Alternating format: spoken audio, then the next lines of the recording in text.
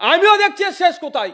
Police মন্ত্রী মুখ্যমন্ত্রী এর বিরুদ্ধে কি ব্যবস্থা গ্রহণ করছে আমিও দেখছি, না হলে আমিও গণতান্ত্রিক প্রক্রিয়াতে এর জবাব আমিও দেবো, এটাও আমি বলে রাখি।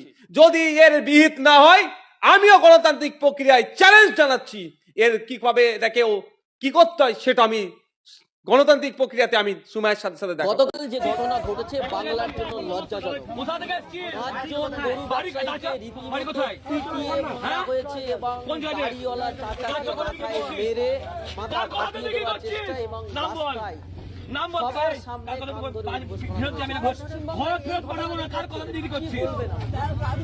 উত্তরপ্রদেশ এটা নয়, এটা গুজরাটও নয়, এটা অসমও নয়, এটা ওয়েস্ট বেঙ্গল। এখানে মনে হয় অঘোষিত বিজেপি সরকার চলছে। একদিকে যেমন মমতা ব্যানার্জি সংখ্যাগুরু অর্থাৎ হিন্দু সম্প্রদায়ের মন পাওয়ার জন্য বিভিন্ন হিন্দু ধর্মীয় উৎসবের অর্থের বরাদ্দ বেরিয়ে দিচ্ছে, অনুদান বেরিয়ে দিচ্ছে, বিদ্যুৎ বিল মকুব করছে। উল্টো দিকে মুসলিমদের ওপরে অত্যাচার ডে বাই ডে বাড়ছে। কুরবানির সময় যেভাবে কোরবানির পশুগুলোকে যখন নিয়ে যাচ্ছিল হামলা চালিয়েছিল বেশ কয়েকটা জায়গাতে, তখন যদি সঠিকভাবে তদন্ত করে যারা দোষী তাদেরকে যদি গ্রেফতার করতো আজকে এই দিন দেখতে হতো না। আমি অবাক হয়ে যাচ্ছি, এটা তো উত্তরপ্রদেশ নয়, এটা তো গুজরাট নয়।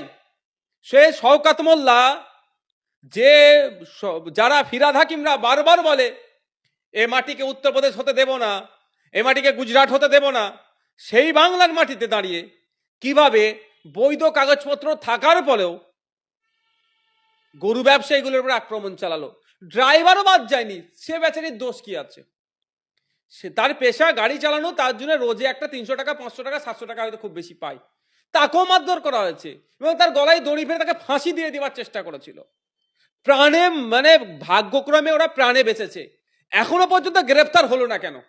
প্রশ্ন এটাই। যারা সংখ্যালঘু সমাজে নিয়ে চিন্তিত তারা বারবার সোচ্চার হয়, আজকে তারা মুখ খুলছে না কেন?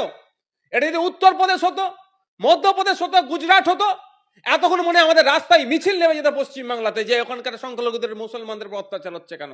আর আমাদের পশ্চিমবাংলাতে সংখ্যালঘু মুসলমানদের দিনের পর দিন অত্যাচার হচ্ছে, কখনো রাষ্ট্রীয় মদতে অত্যাচার হচ্ছে, তো কখনো এই ধরনের কিছু সংবিধান বিরোধী সমাজ বিরোধীদের দ্বারাই মুসলমানরা আক্রান্ত হচ্ছে। প্রথমে আমি যতটুকু খবর পেয়েছি যে ওদেরকে ডেকে ধরেছে, ধরার পরে বলছে তোরা অবৈধভাবে গরু পাচার করছিস, যখন কাগজপত্র দেখায় তারপরে হামলা চালায়, বলছে তাদের মানে এদের ইন্টেনশন ছিল যে ওদের উপরে আক্রমণ করব, ওদেরকে মারবো, কেউ তো গাড়িতে আগুন লাগিয়ে দেওয়ার চেষ্টা করেছিল। তো এইগুলো যারা করলো, এত ঘন্টা অতিবাহিত হয়ে যাওয়ার পরেও কজন অ্যারেস্ট হয়েছে? মমতা ব্যানার্জি কি করছেন? ঘুমাচ্ছেন নাকি? সত্যি তো তিনি ঘুমাবেন, শান্তির ঘুম ঘুমাবেন, কারণ সংখ্যালঘুদের উপরে মার হচ্ছে, মুসলমানরা মার খাচ্ছে, কারণ কিছু সংখ্যালঘু নেতা কিনে রেখেছে। এই শওকত মোল্লার মতো কিছু আছে বর্বর টাইপের নটোরিয়াস ক্রিমিনালদের মতো নেতাদের কিনে রেখেছে, জানে ভোটের সময় এরা গুন্ডামি মস্তানি করবে, ভোট হয়ে যাবে। কিন্তু আমি বলে যাচ্ছি মমতা ব্যানার্জি, আপনাকে আমরা শান্তির ঘুম ঘুমোতে দেব না।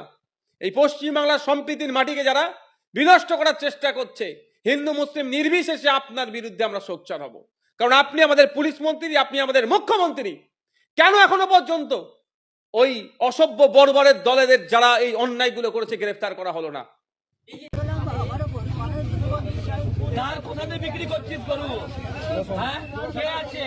কে আছে তোদের পিছনে? কে আছে তোদের পিছনে? কে আছে? চল আর বিক্রি করবি, আর বিক্রি করবি গরু। এতদিন দেখতাম তৃণমূল অন্যায় করলে ছাড় পেয়ে যেত, এখন দেখি বিজেপি অন্যায় করলেও ছাড় পেয়ে যাচ্ছে। তাহলে কি অঘোষিত বিজেপি সরকার চলছে এখানে? পশ্চিমবাংলার যে সমস্ত মানুষজন আছেন যারা বিজেপিকে আটকানোর জন্য তৃণমূলকে ভোট দিয়েছেন, তাদের কাছে আমার প্রশ্ন, তাহলে ভোটটা সঠিক জায়গায় দিয়েছিলেন না ভুল জায়গায় দিয়েছেন? যে আজকে বিজেপির দ্বারাই পশ্চিমবাংলার সম্প্রীতি বিনষ্ট হচ্ছে, এটা ঐক্যকে বিনষ্ট করার চেষ্টা চলছে। পশ্চিমবাংলায় গরু ব্যবসা কি নিষিদ্ধ নাকি? গরু ব্যবসা আছে, বৈধ কাগজপত্র থাকার পরেও প্রাণঘাতী হামলা চালিয়েছে, এখনো পর্যন্ত ধরেনি। বিজেপির লিডার বলে ছাড় পেয়ে যাচ্ছে নাকি? না শুভেন্দু অধিকারী বলে দিয়েছে মমতা ব্যানার্জিকে যে এই ভোট আসছে, এই ধরনের একটু ভয় দেখাবো, চমকাবো, ধমকাবো, তোমার পাশে তোমার ভোটটা থাকবে আর আমার পাশে আমার ভোটটা থাকবে। মুসলিমরা যে মমতা ব্যানার্জিকে ছেড়ে বেরিয়ে যাচ্ছে আর বেরোবে না, ভয় পেয়ে যাবে। তবে একটা কথা বলছি, শুধু মুসলমানরা নয়, সংখ্যাগুরুরাও তৃণমূল বিজেপিকে এই নির্বাচনে বিসর্জন দেবে। একের পর এক অন্যায় ঘটে যাচ্ছে পশ্চিম বাংলাতে, আর উনি মুখ্যমন্ত্রী চেয়ারে বসে আছেন, পুলিশ মন্ত্রী হয়ে এর বিরুদ্ধে ব্যবস্থা গ্রহণ করছে না কেন? এই যে ঘটনা, যেখানে পশ্চিমবঙ্গের বাইরে বিজেপি শাসিত রাজ্যে হলে আমরা দেখি মিটিং মিছিল হয়, তৃণমূল প্রতিবাদ করে, তৃণমূলের নেতা মন্ত্রীরা রাস্তায় নামে, এমনকি মুসলিম সমাজের ইমামরাও রাস্তায় নামে, মুসলিম সমাজের নেতারাও রাস্তায় নামে। আজকে এখানে যে ঘটনা ঘটলো, উত্তরপ্রদেশ হলে আজকে দেখিয়ে দিত, এরা মধ্যপ্রদেশ হলে দেখিয়ে দিত, গুজরাট হলে দেখিয়ে দিত। আর আমাদের সম্প্রীতির বাংলা, যে বাংলা দৃষ্টান্ত সারা উদাহরণ সারা ভারতবর্ষকে আমরা দিই, সেই সম্প্রীতির বাংলাতে সম্প্রীতি বিনষ্ট করার জন্য এই বড় বড় দলেরা এই হিংসাত্মক বর্বরোচিত কাজ করলো।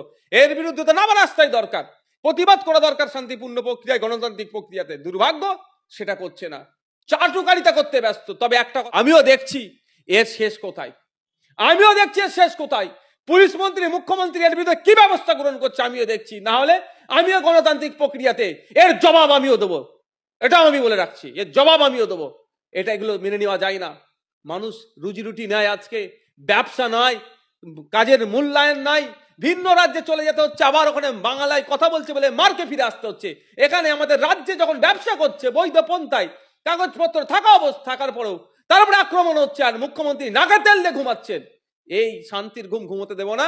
আমি অন ক্যামেরা বলছি, যদি এর বিহিত না হয় আমিও গণতান্ত্রিক প্রক্রিয়ায় চ্যালেঞ্জ জানাচ্ছি।